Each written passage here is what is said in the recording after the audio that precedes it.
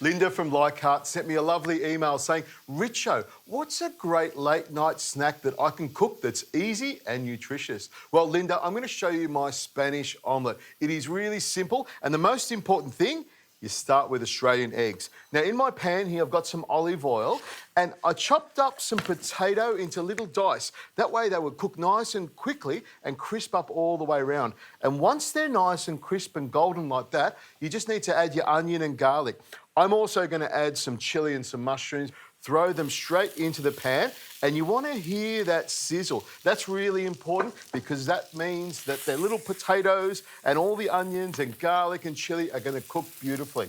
Now, it's a good idea to add a little bit of salt at this time and a good twist of pepper. Now, what you'll notice when you do add the mushrooms, sometimes it gets a little bit dry. So don't be scared to grab a little bit of butter like this and pop it into the pan. And that way that butter will melt all the way through and make this omelette delicious.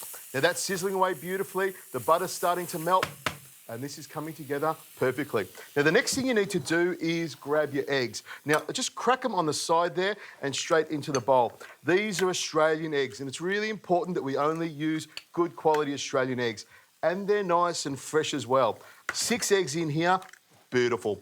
Now the next thing I like to add is a little bit of smoked paprika. About half a teaspoon of that goes in there. And because I like spice, I'm going to add some chilli, a pinch of dried chilli. Now, we need some seasoning in here as well, so a little pinch of salt and a little twist of pepper.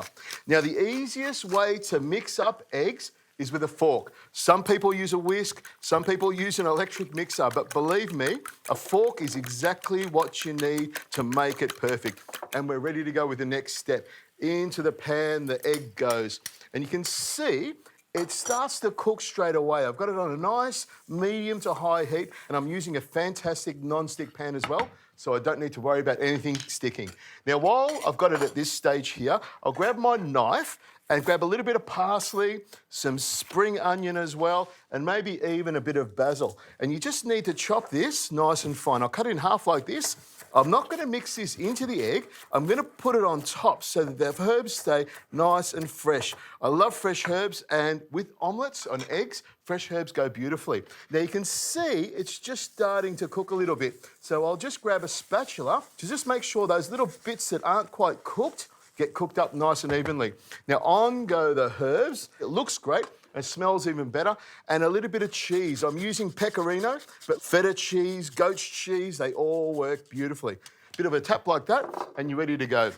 Now at this stage here, you can see the omelette is just starting to set. So I'll just move it over like this. There's a lot of stuff in here, and it looks like it's breaking open, but believe me, this will come out beautifully. A little bit of a pat like that, and let it sit there for about 20 seconds or so.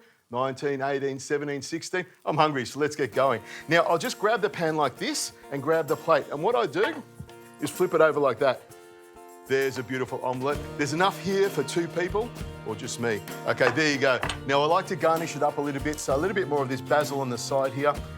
That looks fantastic. So in the middle I go. Grab some of that. That's delicious.